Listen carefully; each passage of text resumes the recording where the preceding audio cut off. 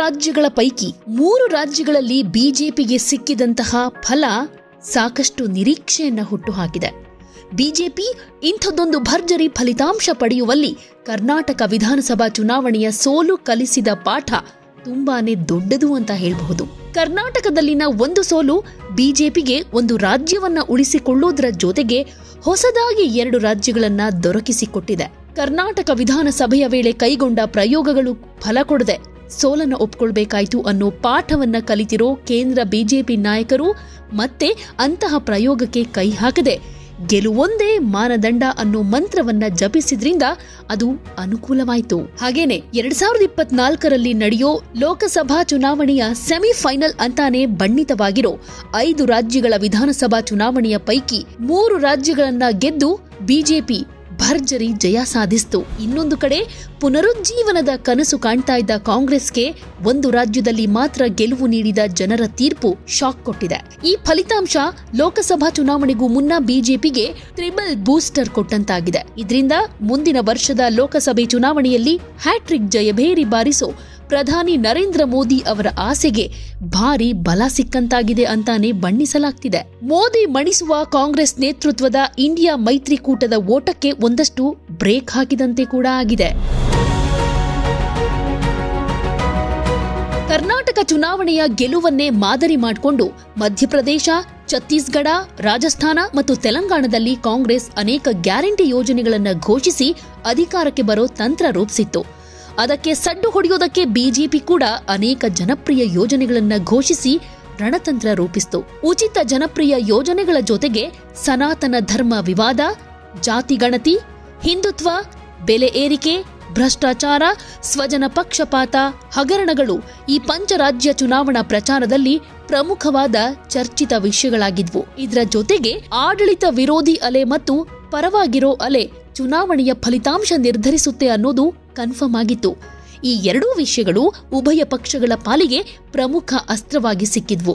BJP ಪ್ರಧಾನಿ ನರೇಂದ್ರ ಮೋದಿಯವರ ವರ್ಚಸ್ಸನ್ನ ಪ್ರಮುಖವಾಗಿ ಬಳಸಿಕೊಳ್ಳೋ ತಂತ್ರ ರೂಪಿಸಿತ್ತು. ಅಂತಿಮವಾಗಿ ಛತ್ತೀಸ್ಗಢ ಮತ್ತು ರಾಜಸ್ಥಾನದಲ್ಲಿ ಆಡಳಿತ ವಿರೋಧಿ ಅಲೆ ಹಾಗೆ ಪ್ರಧಾನಿ ಮೋದಿ ವರ್ಚಸ್ಸು ಕಾಂಗ್ರೆಸ್ಗೆ ಸೋಲುಣಿಸಿದ್ರೆ, ಮಧ್ಯಪ್ರದೇಶದಲ್ಲಿ ಆಡಳಿತ ಪರ ಅಲೆ ಮತ್ತು ಮೋದಿ ಮ್ಯಾಜಿಕ್ ಬಿಜೆಪಿ ಸರ್ಕಾರವನ್ನ ಉಳಿಸಿತು. ಇನ್ನು ತೆಲಂಗಾಣದಲ್ಲಿ ಕಾಂಗ್ರೆಸ್ ಹಾಗೆ ಬಿಆರ್ಎಸ್ ನಡುವೆ ನೇರ ಹಣಾಹಣಿ ಏರ್ಪಟ್ಟು ಅಂತಿಮವಾಗಿ ಗೆಲುವು ಕಾಂಗ್ರೆಸ್ಗೆ ಸಿಕ್ತು. ಹಿಂದಿನ ಚುನಾವಣೆಗೆ ಕಂಪೇರ್ ಮಾಡಿದ್ರೆ ಈ ಸಲ ತನ್ನ ಪ್ರಭಾವವನ್ನ ಹೆಚ್ಚಿಸಿಕೊಳ್ಳೋ ಯೋಜನೆಯಲ್ಲಿ ಬಿಜೆಪಿ ಸಕ್ಸಸ್ ಕಂಡಿದೆ. ಇನ್ನು ಕರ್ನಾಟಕದ ಸೋಲಿನಿಂದ ಬಿಜೆಪಿ ಹೇಗೆ ಪಾಠ ಕಲಿತು ಅನ್ನೋದ್ರ ಬಗ್ಗೆ ಅಬ್ಸರ್ವ್ ಮಾಡೋದಾದ್ರೆ, ಕರ್ನಾಟಕ ವಿಧಾನಸಭಾ ಚುನಾವಣೆಗೂ ಮುನ್ನ ಅಂದ್ರೆ 2021ರಲ್ಲಿ ಅಂದಿನ ಮುಖ್ಯಮಂತ್ರಿ ಬಿಎಸ್ ಯಡಿಯೂರಪ್ಪ ಅವರನ್ನ ಚೇಂಜ್ ಮಾಡಿ ಬಸವರಾಜ ಬೊಮ್ಮಾಯಿ ಅವರನ್ನ ಸಿಎಂ ಆಗಿ ಆಯ್ಕೆ ಮಾಡಲಾಯಿತು. ಇದು ಪಕ್ಷದ ದೊಡ್ಡ ಮತ ಬ್ಯಾಂಕ್ ಆದ ಲಿಂಗಾಯತ ಸಮುದಾಯದಲ್ಲಿ ದೊಡ್ಡ ಮಟ್ಟದ ಅಸಮಾಧಾನಕ್ಕೆ ಕಾರಣವಾಯಿತು. ಇನ್ನೊಂದು ಕಡೆ ವಿಧಾನಸಭಾ ಚುನಾವಣೆಯ ವೇಳೆ ಜಗದೀಶ್ ಶೆಟ್ಟರ್, ಈಶ್ವರಪ್ಪ ಸೇರಿ ಅನೇಕ ಹಿರಿಯ ನಾಯಕರಿಗೆ ಯಾವುದೇ ಕಾರಣ ಕೊಡದೆ ಟಿಕೆಟ್ ನಿರಾಕರಿಸಲಾಯಿತು. ಹಲವು ಅಭ್ಯರ್ಥಿಗಳ ಕ್ಷೇತ್ರ ಬದಲಾಯಿಸಲಾಯಿತು. ಜೊತೆಗೆ ಟಿಕೆಟ್ ಹಂಚಿಕೆಯಲ್ಲೂ ಸ್ಥಳೀಯ ನಾಯಕರ ಮಾತಿಗೆ ಮನ್ನಣೆ ಸಿಕ್ಕಿರಲಿಲ್ಲ. ಆಂತರಿಕ ಸಮೀಕ್ಷೆಯನ್ನ ಆಧರಿಸಿ ಅಭ್ಯರ್ಥಿಗಳನ್ನ ಪಕ್ಷದ ಹೈಕಮಾಂಡ್ ಆರಿಸಿದ್ದು ಸ್ಥಳೀಯವಾಗಿ ಕನ್ಫ್ಯೂಷನ್ಗೆ ಕಾರಣ ಆಯಿತು. ಇನ್ನೊಂದು ಕಡೆ ಟಿಕೆಟ್ ಸಿಗದೆ ಕಣಕ್ಕಿಳಿದ ಬಂಡಾಯ ಅಭ್ಯರ್ಥಿಗಳು ಪಕ್ಷಕ್ಕೆ ಮುಳುವಾಗ್ಬಿಟ್ರು.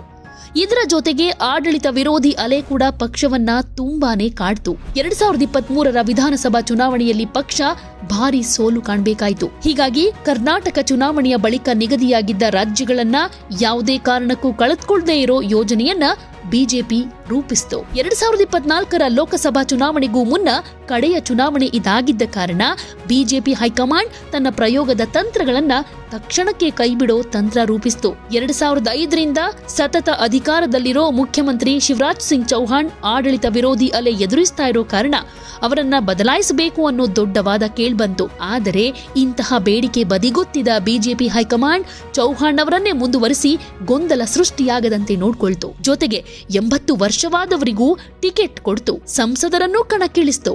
ರಾಜಸ್ಥಾನದಲ್ಲಿ ಮಾಜಿ ಸಿಎಂ ವಸುಂಧರಾ ರಾಜೆಗೆ ಟಿಕೆಟ್ ನಿರಾಕರಿಸಬಹುದು ಅನ್ನೋ ವಾದ ಮೊದಲಿಗೆ ಇತ್ತಾದ್ರೂ ಅಂತಹ ಪ್ರಯತ್ನವನ್ನ ಕೈಬಿಟ್ಟು ಅವರನ್ನ ಜೊತೆಗೆ ಇಟ್ಕೊಂಡೆ ಅವರಿಗೆ ಆದ್ಯತೆ ನೀಡದೆ ಚುನಾವಣೆಯನ್ನ ಎದುರಿಸೋ ತಂತ್ರವನ್ನ ಪಕ್ಷದ ನಾಯಕರು ರೂಪಿಸಿದ್ರು.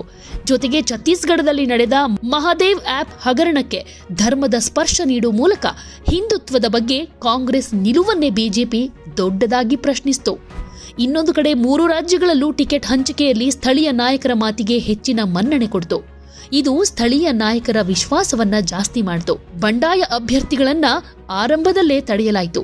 ಇನ್ನು ಆಡಳಿತ ವಿರೋಧಿ ಅಲೆ ತಡೆಯೋದಕ್ಕೆ ಕಳೆದ 1 ವರ್ಷಗಳಲ್ಲಿ ಹಿಂದುಳಿದ ಸಮುದಾಯ, ಮಹಿಳೆಯರನ್ನ ಗುರಿ ಮಾಡಿಕೊಂಡು ಅನೇಕ ಜನಪ್ರಿಯ ಯೋಜನೆಗಳನ್ನ ಅನೌನ್ಸ್ ಮಾಡಿತು.